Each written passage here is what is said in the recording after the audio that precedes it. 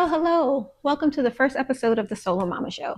I'm Marylyne, a solo mama of two beautiful Black boys, an entrepreneur building a legacy from the living room, and a woman of faith figuring things out in real time. Whether you're rocking baby spit up and Zoom calls or wondering if anyone really sees you, I want you to know you found a soft place to land. This isn't a perfect podcast, and I am not a perfect mom, but this space, it's real, it's honest, and it's rooted in faith and a desire to give a voice to the silent warriors. This episode, we're just going to talk about where this all started, who I am, and what you can expect from our time together. So, as I said before, my name is Marylyne. I have two sons, Ethan, who will be 15, maybe by the time this episode airs. I'm not sure when we're going to go live yet, or a few weeks before his birthday, depending again on timing. And then Jagger, who is 4 years old. I am originally from Queens, New York, lived there my entire life until moving to Houston, Texas a couple years ago. Motherhood didn't always look the same for me. Of course, over the course of 15 years, things are going to change. And I wasn't always a solo mama, but this is the period of time that we're in now.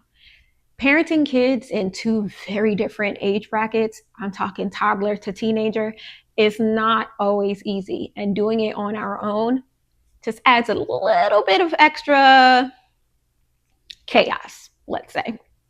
But building a legacy, trying to build a business while parenting, while trying to govern Black boys in America has always been and will continue to be a challenge, right? As a woman, there's but so much I can teach boys. And I've come to terms with that, of course. And our village looks different depending on what time and place and period in our lives that we're in. But that's what this is all about, right? We're going to give a safe space to moms so that, and not just any moms, but solo moms. There's a special part of my heart for those who are going through this on our own. And everyone can define it however you'd like. There are so many different facets of being a single parent, and the spectrum of being a solo parent is so vast. But for me, in my little corner of the universe, we're talking solo, financially, emotionally, physically, mentally, doing it and going at it on our own 24/7, 365, or like how Ethan likes to say, 26/10. So it's a different type of the word that I'm looking for is escaping me right now. I want to say it's because it's not a struggle. It is in some ways, but we are doing it, right? Like you wake up every morning and you get it done. But it's very different when there is no financial help coming from anyone, where there's no one doing pickups and drop-offs with you, or if the child is sick, or if even you're sick, right? There's no one else to lean on, no safety net. It's just you, and you have to figure it out no matter what, because there's no one to call if you're running late and can't make it to pick up, or if Junior is sick and you can't quite get to Walgreens because they need you to stay with them at home, but yet we got to go figure out how to get these meds, or whatever your story looks like. But it's such a vast array of people who fall into this category and one facet or the other. And whether you're the most extreme solo parenting, which is kind of where I think I fall, or whether you're going through a temporary period of solo parenting because maybe you're a military mom and your spouse is away 6 months to a year at a time, right? You're still going at it alone. And I just want you guys to all know that there is a safe space and you are not alone, and we're figuring this out every single day, right? So, like I said before, I've been a mom for 15 years, and that has looked different at different periods of our life. Was I always a solo parent? Absolutely not. I wasn't always a single parent either. When my oldest was born, me and his father were very much together. We had our home together. We had joint accounts, life insurance policies in each other's name. We had a life together. We were a family. Unfortunately, when you get together young and things happen young, because I did have my first son when I was 20, a couple months after I turned 22, got pregnant at 21. We were figuring out who we were too, right? It was kids raising kids, and it didn't work out. Life happens. And we did end up splitting up officially when he was 4. And even then, I mean, at that point, my relationship status was single, but I wasn't doing it on my own. There was a period where I was solo parenting, but it's because I chose to go back to school and I left home to do that. But there was some financial help. And on certain breaks, if Ethan had a longer break, but I still had to stay where our new home was, and maybe because I was working or my internship in order to get the right amount, all the hours that I needed in time, I would stay behind and I would send Ethan to his father for a week or two. Um, my last semester of school, I was doing the most. When I tell you the most, I was doing the most. I was taking 18 credits, working 2 jobs, and trying to catch up on all the internship hours that I hadn't done, because my first couple of semesters I didn't do any internships. I was just trying to get my footing, because I was by myself for the very first time. And at that time, Ethan was 2 when I decided to go back to school. So fast forward to my final semester, and I'm trying to get all the credits left that I needed to get. So I was taking 18 credits. I was working 2 part-time jobs. I was um, doing my internship, like I said, and I was doing the mom thing. And we were doing really, really well for a little bit, until there was one day when I realized I hadn't slept in 3 days. And Ethan was in gymnastics. And because if anyone knows me, they know that I don't keep my kids at home. They are busy, busy children. And it's because I want them to have those experiences. I didn't have any of that growing up. And we'll touch on this type of stuff on later episodes, where how we were raised turns into what type of parents we are. But during that period of time, I had to say to myself, Marylyne, you cannot do this. One of these balls is about to fall out the sky, and which one can it be? Unfortunately, in that period, in that season of life, my baby was the only thing that I could take off my plate. And so begrudgingly, I stayed at school, which was in Buffalo, New York at the time, and I sent him back home to New York City. And between his father, my mom, and the village that they had, because my aunt was watching him for my mom while my mom went to work, because my aunt wasn't working at the time. So they figured it out in a way that I would not have been able to, being 600 miles away from home. And again, in order to just kind of stay on track and finish out that semester and graduate, I had to make that sacrifice. I was sad the entire time, but I knew that it was temporary, literally temporary. It was a semester. And what is that, February through May? And I finished. My mom brought him up to Buffalo for me for my graduation, and he got to see me walk across the stage. So that was a temporary season.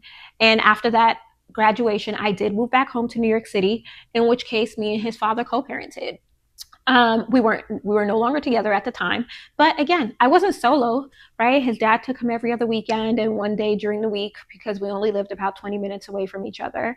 And we did that for a while. We did that for a while until, unfortunately, summer of 2016, he was taken from us. And maybe I'll touch on that in a different episode, but I've been very cautious about how much of that I share, because it's not just my story, and it's still a very sensitive topic for my son, and of course for his family. So even after he passed away, we didn't fall directly into our solo parenting season.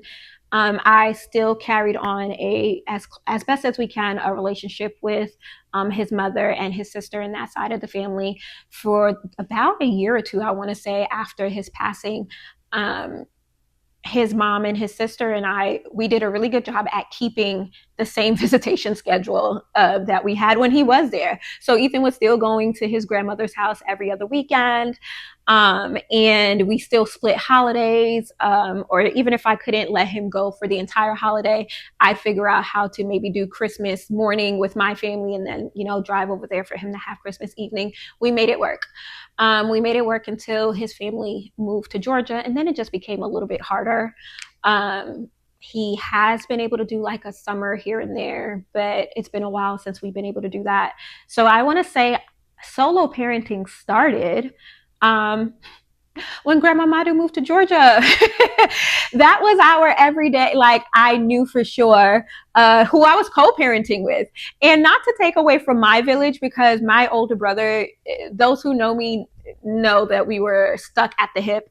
And he was like a surrogate father to Ethan. And definitely we had a village, a big village when we still lived in New York. And again, if you know me in real life, you know that I come from a huge family. Shocker, get ready for it. I have 11 siblings. Yes. Yes. Now, granted, it is a mix of full sibling, half sibling, step sibling. But we all grew up together. Their kids are my nieces and nephews. We call the same person daddy. And so, yeah, I have 11 siblings. We're all in different phases of our life. We range from 27 to, I'm not going to tell you her age because she knows I'm talking about her, and she's going to literally drive up from Virginia and murder me if I tell you guys her age. But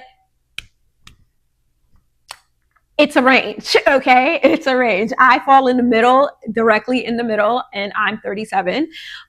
So there is definitely a village, and there is definitely like, it was a little bit easier even when I was solo parenting to kind of lean on someone here and there, because although it wasn't like an everyday, I know on Tuesdays this person got them or Wednesdays this person got them, but on a weekend or whatever, somebody might come pick them up and hang out with them, right? And when I was solo parenting with one child, it was a breeze.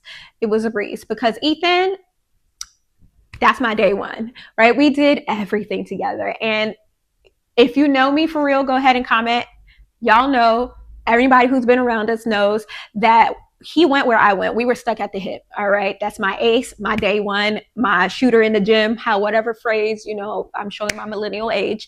But that's what we were, right? Every vacation that I've been on, I've been with him, and and I'm not saying it in a complaining way. I wouldn't have it any other way. I've literally never been on a girls trip, a bachelorette trip. I can count on one hand how many vacations I've been on, but me and my road dog, we've been to Jamaica, we've been to Dominican Republic, we've been to Mexico, we've been to Puerto Rico, we've been to St. Thomas. The list goes on and on and on, because that's who I enjoy being with. So it's not a burden. It was more so fun, but we found a way to make it fun when it was just the two of us. We went out to eat all the time. Restaurants that my sons went to on a regular Wednesday night are places that people would plan their entire year for their birthday, their birthday dinner. And that's just the life that we had. And he was in private school, and he was in 50 activities at once. And he was, going to football combines in California. We did all the things. And then fast forward, February 2020, I found out that I'm pregnant. March 2020, I find out that I'm pregnant. I tell Jagger's father, who I had been in a 6-year relationship with at that time, that they decided that they didn't want to be a father, not to my child. They were already a father to someone else. Jagger does have an older brother that he's never met. We won't give too much light to that situation, but it is part of our story, right? How we doubled the solo parenting. So we went to thriving and living and being fine as a solo parent of one, to now it is the middle of a pandemic. And if you lived in New York, you know that our governor was not playing with y'all. New York was shut down. New York was shut down for sure. And it became a very lonely season, but we made it through. So November 2020, we welcomed our little angel baby, Jagger, into the mix. And we have been solo parenting ×2 since then, right? And that's a very different dynamic now. And this is a very different dynamic for Ethan, again, my oldest, and very much for me as well. Like, how do you keep both kids super active when one has to be at basketball at the same time the other one is at swimming, and there's no one to say, hey, can you go get him and bring him home while I'm over here with the other one? And it's choosing who gets what in this season, right? And literally we've had to do that. Like, all right, Ethan, it's your turn. We're going to do basketball because basketball has a crazy schedule and practices or whatever and games or whatever. But we can't do year round. Maybe we do the fall season. And then that way over the winter, Jagger can do gymnastics. And it's not really always a financial thing. It's really literally because I'm one person. And there's no way to make it work without someone being forgotten at practice, or I don't know, having to take an Uber home on their own. Could you imagine? So, there is so much joy in being a mom, and even as a solo parent, because guess what? I do what I want, right? There's an upside to this. There is absolutely an upside to this. I ain't got to ask nobody permission to do nothing. Now, would it be nice to have someone to bounce certain ideas off of course, or someone to share some of the burden with, absolutely. When everyone is sick and now you got about 24 hours before you get sick, but it doesn't matter because you could be dying and they don't see that, and you still have to make the soup and get the orange juice and give the medicine and whatever else. Would it be nice to tag someone as? Absolutely. But little things like moving to Texas, I might not have been able to do that and make that decision for my family had there been someone else who was there to kind of say, no, that's a little far. I prefer you guys stay in New York so that I have access or whatever, right? So it's not all negative. And if anyone knows me, y'all know I got a very strong personality when it comes to certain things. I don't like people telling me what to do. Maybe, maybe, it's not always so bad. It's not always so bad. It's one less opinion to kind of deal with. And granted, would I give that portion up for a strong, competent, available partner? Absolutely. Because at the same time where it's great to not have to ask permission, it's also mentally exhausting. The mental load of having to make every decision. Where do we live? What school do we go to? What camp can they go to? Where do we go on vacation this year? Whose birthday do we choose for a vacation this year? Because their birthdays are in two totally different points of the year, where taking a vacation is actually very convenient for both. Ethan has a July birthday. Summer, duh, easy, right? And usually that's what we did pre-Jagger. But now little Jag, his birthday is in November. Still awesome holiday time. Most of the places that you go to already have like Christmas decorations up. They're beautiful. But can we necessarily do both in a year? Not every year. And sometimes neither in one year. Right. And so these are all of the things that kind of come with the joy and challenge all at once. And it's just some of the examples. And of course, in other topics, we'll talk more about what that looks like in individual things. But especially as a Black woman in America trying to raise Black boys in Texas, there are so many things where it's beautiful to watch them grow. Their age gap is both a blessing and a curse. It's beautiful to watch the older brother take care of the little brother, and watch little brother just admire older brother so much. And then there's also the loudness because they're boys, right? And if you know me, I value my silence. I value my peace. I am the introverted introvert. Don't let this podcast fool you, okay? I don't like talking. I don't necessarily love being around other people.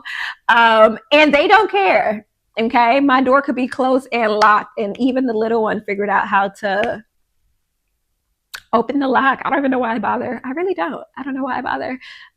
Because there are no alone time, not in the shower, not in the bathroom, not in bed when you're asleep. Jagger has been waking up really early the last couple of weeks, and I'll wake up to him being right here in my face. And I'm like, child, where'd you come from? And why didn't you say anything? That is so creepy. Can you imagine? It'd be like 6:30 in the morning, and I just kind of feel, like when you can feel somebody's watching you. He's just there waiting for me to realize that he's there. And then the moment I open my eyes, it's like, Mama, are you up? Great. Where are my pancakes? And then the day starts. And that, would it be awesome to be able to roll over and be like, hey, your kid wants pancakes? Yes. 1,000,000 times yes. But that's another facet of, hey, whether you had just fallen asleep at 4 o'clock because you were working on something all night, because again, as a business owner and entrepreneur, there is no time off. There is no work schedule, right? If an idea comes to me at 2 o'clock in the morning, I need to write it down because I also have the memory of Dory. Okay, Dory probably has a better memory than me at this point. And so these are all of the things where, again, we'll go over all of it at some episode or another. And I want this to be guided by us as a community, right? If there's a topic you guys want to talk about, put it in the comments, DM me. However you feel, email me, however you need to get in contact with me. This is supposed to be a safe space for all of us, not just me telling my story, but hopefully within me telling my story and encouraging you guys, you feel empowered to also speak, right? And I'm praying that, again, I think I mentioned this before, that we at some point reach enough people that we can get some guest speakers to be here with us. And just want to continue to open up the space and let you guys know that it's not just you. I think we have a habit of, because we're so used to doing everything on our own, that you also suffer in silence on your own. And you don't have to do that anymore. Even because this is a no judgment zone. Okay, so keep the comments friendly. Okay, keep them uplifting, keep them real, of course. But this is supposed to be our safe space, our little bubble of the internet, our little corner of the universe where you get to kind of for a second, right? Because we don't get the chance to do that. And it's okay to be sad, and it's okay to be frustrated, and it's okay to be overwhelmed and overtouched and just sick and tired of it all. But take the second that you need, because that's literally all that we have. Take a breath, close your eyes, make a quick prayer, and then go make dinner, right? Because that is our life, and it's okay. It's okay to have good days and bad days, and it's okay to get frustrated, and it's okay to maybe wish something was a little bit different, right? But just don't dwell in it, because what are we going to do? Who else is going to do it, right? So here we are. We have evolved so much in the last decade, from graduating college as a single mom, then losing his dad and becoming a solo mom, to deciding to be an entrepreneur in the same year that I got pregnant and had my second child. And being a solo parent actually is the biggest catalyst for why I decided that I had no choice but to figure out this entrepreneurial journey, because the most important thing for me is being present, right? And when you think about it, because childcare and even school and schedules and stuff like that don't necessarily work when you have a 9 to 5, working for someone else was never an option for me. When schools closed and I have to decide whether I'm using a sick day, a vacation day, or a personal day in order to be home with them, because who else is going to watch them? Or it's summertime right now. There are no camps for 15-year-olds. So guess who's home all day? Granted, could he be home by himself all day? Yeah, but what kind of summer is that, right? And it's just little things. I like showing up. I'm the class parent. I'm the one who comes in and reads the books and volunteers to be a chaperone on all of the field trips, which I was able to do a lot more of in New York. Texas needs to get it together. They really don't like parents in the schools. Or maybe it's just my district. I don't know. But they need to get that together, because that's the type of mom that I am. I like showing up. Now, Jagger School does do a lot of parent involvement things here and there, but they don't necessarily let you just kind of like show up and help, like be like a teacher's assistant, which I did a lot when Ethan was in kindergarten, first grade. I've always been that type of mom, right? PTA president at one point, and I don't know why I thought that was okay, because that was also the year that we were in Buffalo by ourselves. Did I mention that? Yeah. So on top of doing 15 credits, working 2 jobs, I wasn't an intern at that time, but I thought it was okay to also be PTA president of his Head Start and then vice president of like the district Head Start. Don't ask me why. I'm an overachiever. Always have been, always will be. And we did it though. Don't ask me how, because when I think about that now, I don't know how I survived because I don't drink coffee. I don't drink caffeinated drinks. I was just literally surviving off of air and God's grace. Because I was going to say sleep, but we didn't get a lot of that, obviously. But we made it work, and you always make it work. And I laugh all the time when I talk to people about like how we made it through. And when you sit and you reflect, and I'm like, 37-year-old me can't even imagine what 25-year-old me was thinking, because why did you think it was okay to go back to school with a 2-year-old?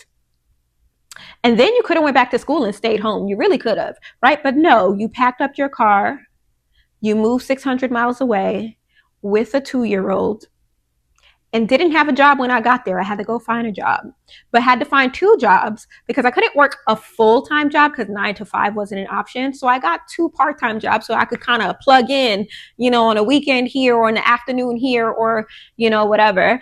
And then still thought that, hey, we got a little bit of extra time. Let's just be PTA president on top of that. Pray for me. But anyways, that was one of the reasons why, especially after I had Jagger, I was like, you know what? I can't be on someone else's schedule. I can't. And I kept Jagger home for almost 3 years. He did not go to school until maybe 6 weeks before his 3rd birthday. And I could not have done that if I was working for someone else. Has it always been easy? No. There are periods where we do really, really well one month and maybe not so well for a couple of months. Also because my main business is seasonal. For those who don't know, I own a income tax preparation business, and our year, it's not even January, because though you can start filing in January, IRS doesn't open until end of January. Most people don't even get their W-2s until February. So you're really making the bulk of your money from February through maybe May. And then my late filers who come back end of September into, mid-October because they got their extensions. But it's very nerve-wracking to not have like a paycheck every 2 weeks and know that no matter what, this amount of money is coming in, so we can pay the rent, we can do this, we can do that. Even health insurance, which has been a big thing for us the last couple of months, is always okay, we got to figure it out, right?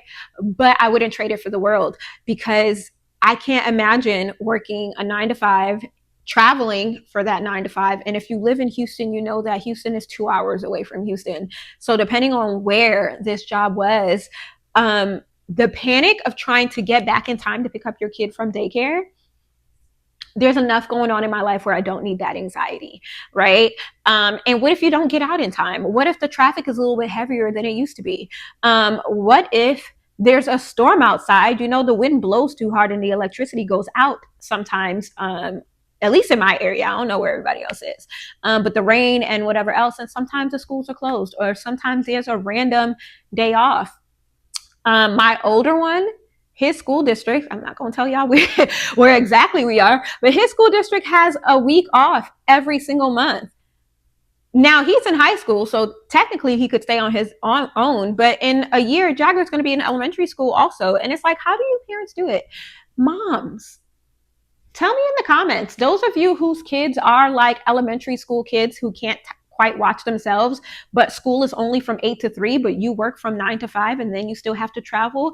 My heart goes out to you guys, because as hard as my solo parenting journey is, at least, thank God, that is not a facet of something that I have to think about.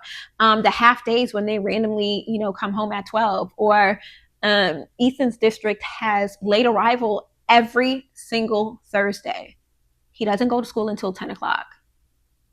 Imagine you had to leave your house at 8 to go to work.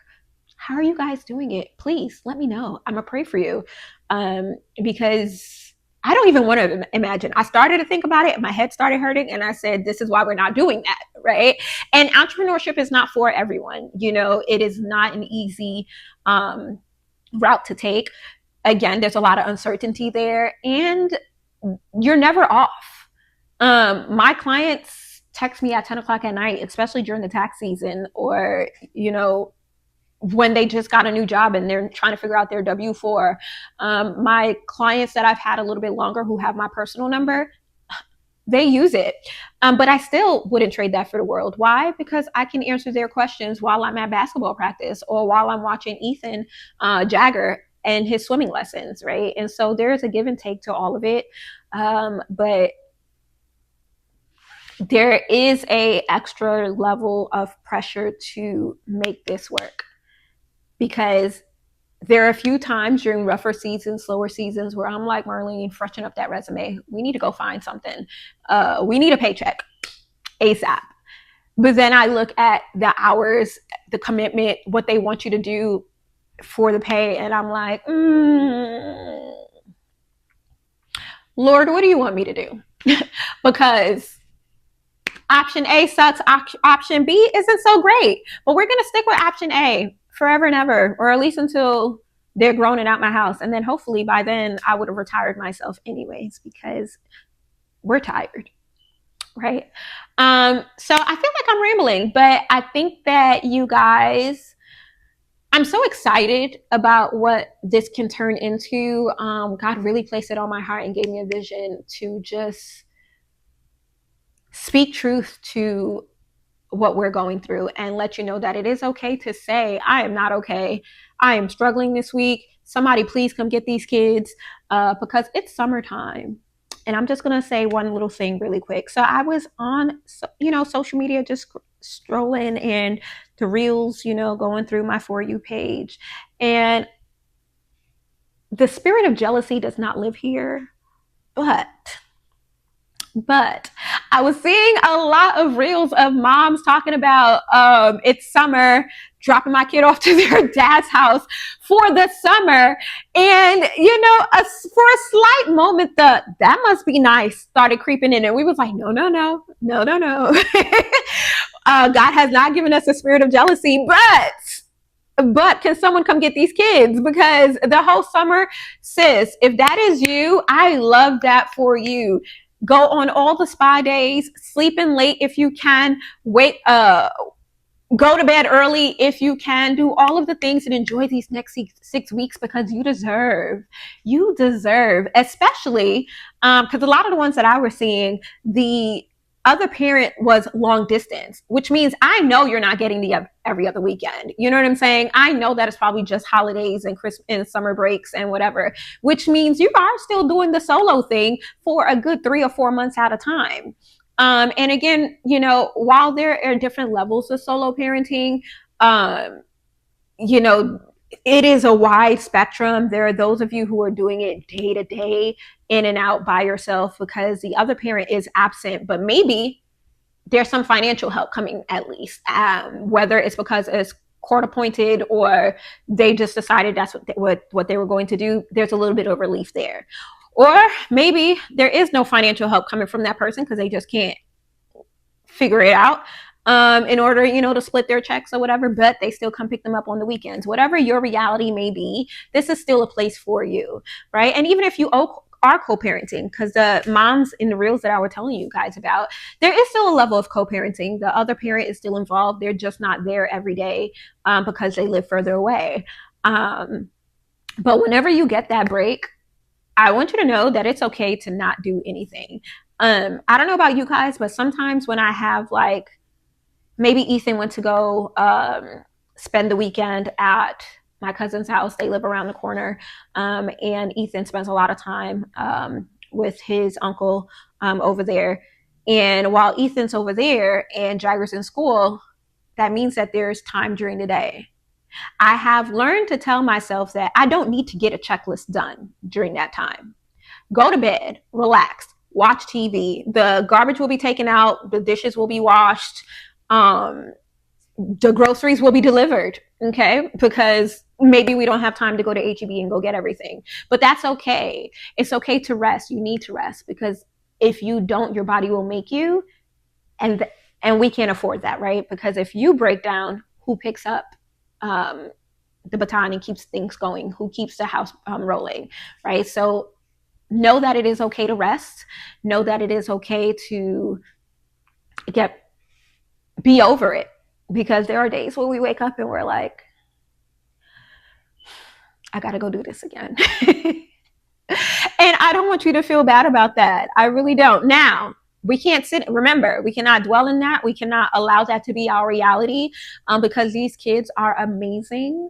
And even when they aren't being the most amazing, they still are, right? Even when the teenager is slamming the doors and mumbling under his breath and whatever else. And even when the toddler is having a tantrum for, we don't even know why. They just upset, right? They just like having tantrums sometimes. Even when all of that is happening, they are still, at least for me, the best thing that ever happened to me. And I literally wouldn't trade them for the world, because when they are gone for more than 24 hours, I'm like, what do I do now? Bring me back my children. Now, there is so much content out there for single moms and single parents, because there are single dads too. One of my best friends has been a single dad for about a decade.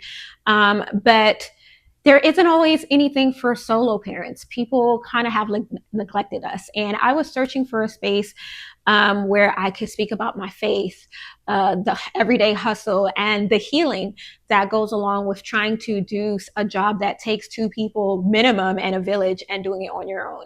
So God placed it on my heart to open up this space and be a safe space where mom needed to hear things that I wish someone had told me, or just needing to say what is sitting in your heart or in your head this entire time.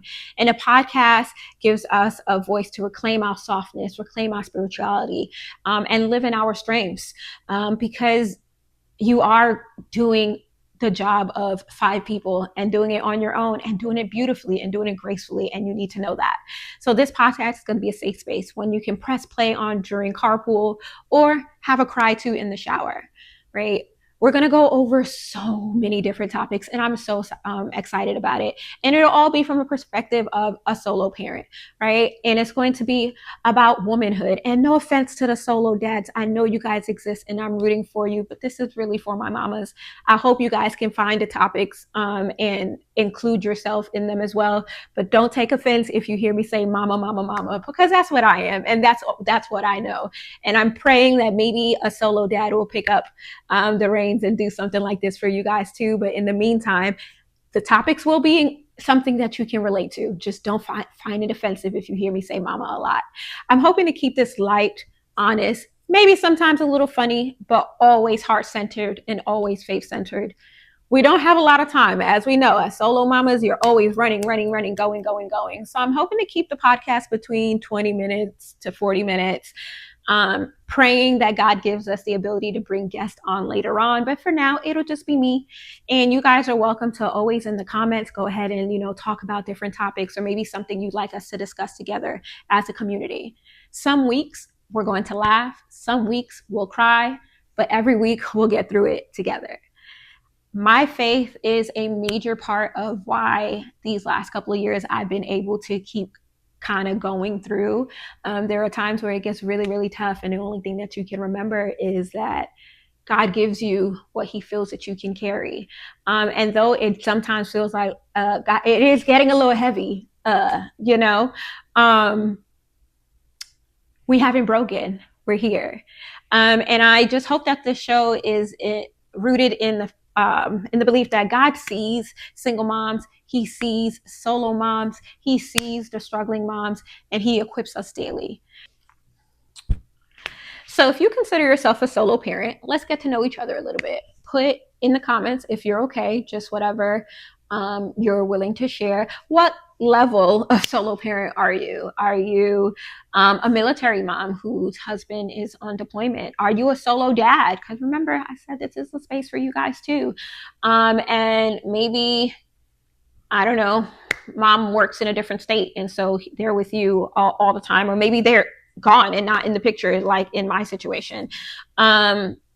What is your story? Are you just a single parent? Maybe you're not solo, but there are some of these stories that can still speak to you, because you can be a single parent and co-parenting on some level with the other parent, but you're still carrying 80% of the brunt of everything, the day-to-day decisions, the they live too far to help when baby is sick, or, school pickups and extracurricular activities and driving them from here to here. So yeah, maybe there is some financial help, but you'd probably trade in that financial help for, can you come get him Wednesday through Friday, right? So what is your story? What is your level?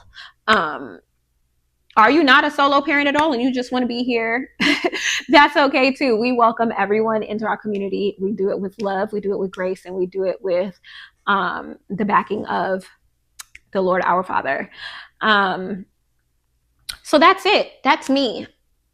The story of Marylyne and how we got here and why we decided to do this. And I'm really, really hoping that this grows into a community and a safe space and just a sisterhood of like-minded moms who get it. And we're always going to bring it back to just whatever it is that we feel that we need to kind of just keep pushing and keep going, and remembering that you were seen. Now, this show is for you, the tired, the powerful, the trying mama, the one who doesn't have it all figured out, but still gets up every day and shows up. You don't have to be perfect to be powerful, and you are never, ever alone. If you felt seen today, hit the subscribe button so you don't miss what's next. And if you know another mama who needs this message, send this her way. We're building something beautiful here, and I'd love for you guys to be a part of it. I want to leave you guys with this verse. Proverbs 31:25 says, "She is clothed with strength and dignity. She can laugh at the days to come." Thanks for tuning into the Solo Mama Show. Don't forget to keep your crown high, the snack stocked, and I'll see you next week. Follow, share, and stay lifted, mama. Love you. Bye.